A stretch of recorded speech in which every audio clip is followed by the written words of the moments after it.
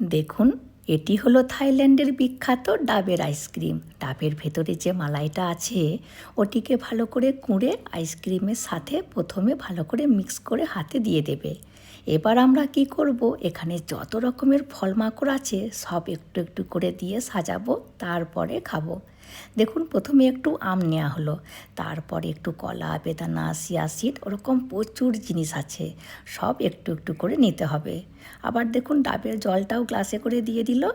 আমরা যেহেতু 3 জন আছি তো 3টে গ্লাসে করে ভাগ করে দিয়েছে। আর দেখুন, এখানে আবার বাদাম ভাজাও আছে। আমরা বাদাম ভাজা খেতে পছন্দ করি বেশি, ওই জন্য বাদাম ভাজাটা বেশি করে নিচ্ছি। এখানে এই খাবারগুলো যে যত ইচ্ছা নিতে পারে। আর সবশেষে এই সাদা ভাতটা একটু বেশি করে নেব। এই সাদা ভাতটা বেশি খেতে ভালো ছিল।